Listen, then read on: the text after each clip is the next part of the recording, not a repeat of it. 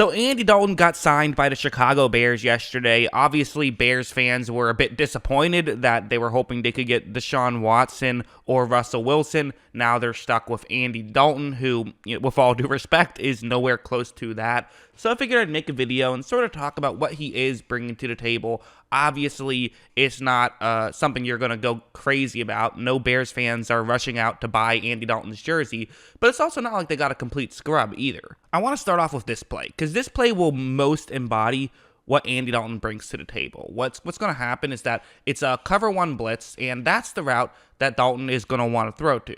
And usually when I only point out one route on a screen like this, it's usually because that's the only route of significance. But when I say that this route is what Andy Dalton wants to throw to, that doesn't mean that that's going to be his first read. That pretty much means that's where he's going to throw to. He's about as close to a one-read player as you're going to get. It's not, it's a bit of an oversimplification, obviously. He will go to second reads and third reads. But for the most part, his pre-snap reads are what he does well, and his post-snap reads are not. He does make very good pre-snap reads, but, and this one is a good pre-snap read. This is a route he should throw to pre-snap, or at least look to pre-snap. His post-snap can be a little bit hairy, but, again, if this first route can work, if his first read can work, it can go very well. And as you see, this one is going to work out. I mean, Michael Gallup got open, Dalton hit him, and they picked up a first down. So, again, it's not always a horrible thing to have a guy who's it's an oversimplification, but for the most part, a one-read quarterback. It can be a lot worse than that, because having a guy who can at least make that pre-snap read very well and is a good athlete, that has a lot of value, even if it's not necessarily best case scenario. But now we'll move on to this one, because obviously there's two sides of that coin. There's the, you make the good pre-snap read and it works out, and then there's the, you make a good pre-snap read and it doesn't work out, because that can happen as well. And this play is an example. It's a cover two man, and you see the route on the screen that could work out. I mean, this, again, pretty similar to the last one I showed, a little bit different because there's two safeties deep instead of one safety deep. But for the most part, this is a route that can work, and this time it's Amari Cooper. So your best receiver running a good route against this coverage, one that can work.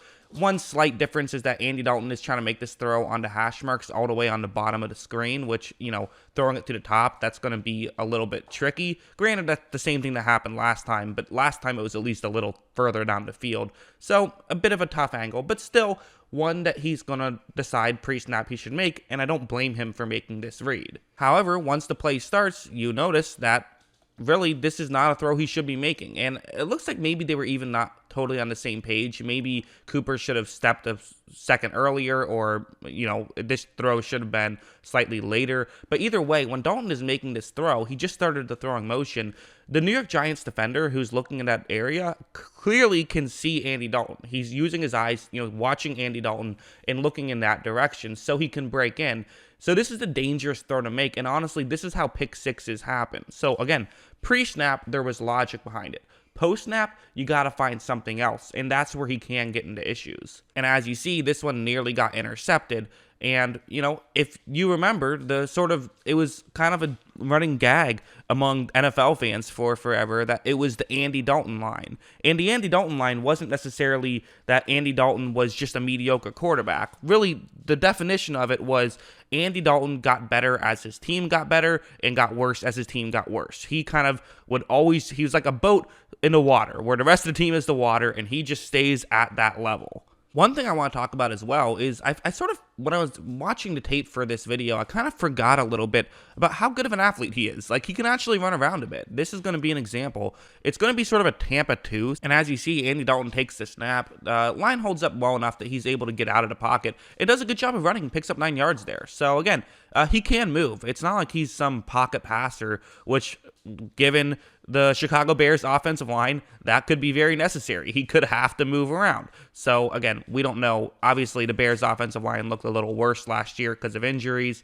And on top of that, there still is time left this offseason to improve that, whether it's free agency or the draft. But still, it's good to know that he has that tool in his toolbox, especially with Matt Nagy, who I think does like to have a quarterback who can move around a little. Although one thing I also noticed that this is something that certainly is a factor is I do think to some degree you could put some blame on Andy Dalton for the offensive line in Dallas sort of not looking as good once he got in there. And it's not a huge thing. It's certainly not like, I'll use a comparison to a Josh Rosen, where it seemed like every time someone blitzed, they got cleanly through the offensive line and straight to Josh Rosen because he had no plan and no way to help his offensive line out. Dalton is certainly not that, but there were a few issues I noticed where blitzes kind of were a bit of an issue.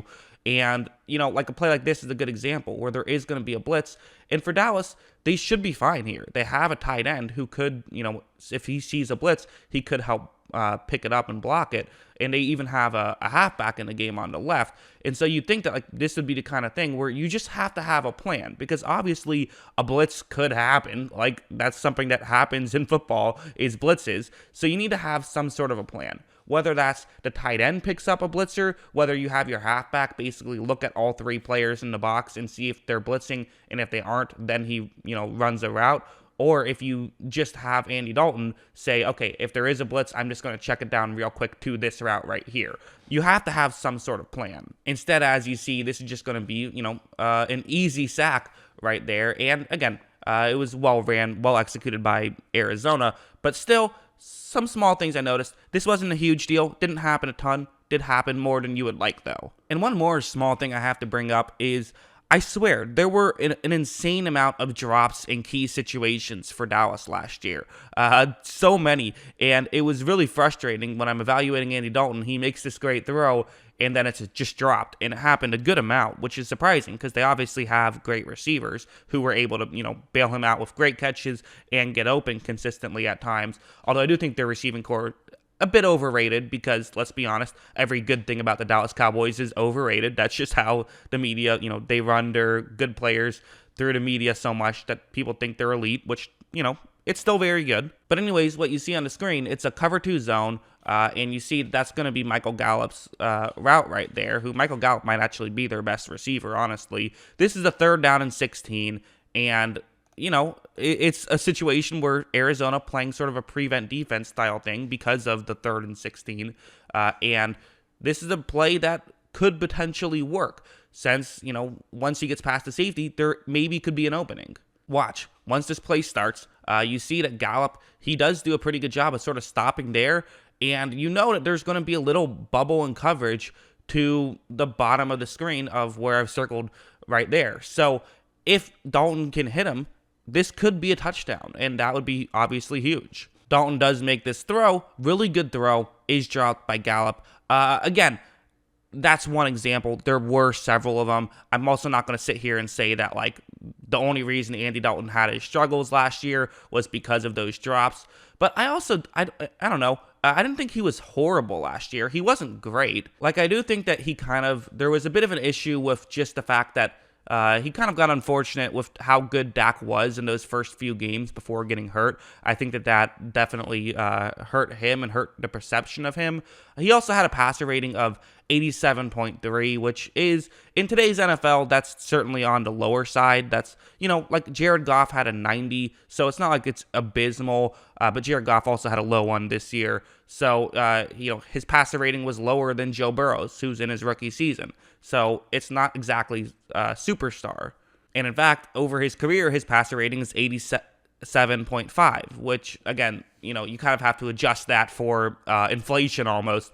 But it's still, about an average year for him statistically, which I think means that, that's kind of what you can expect. He is not a great starter, but he is a good backup, and that's kind of what they got.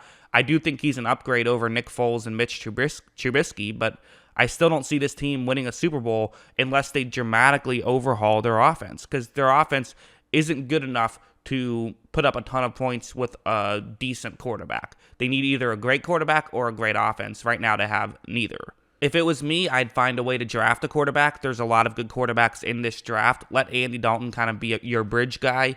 That's what I think. But what do you guys think? Let me know in the comments below. What are your thoughts on this Andy Dalton signing? Always love hearing from you. And of course, as always, thanks for watching.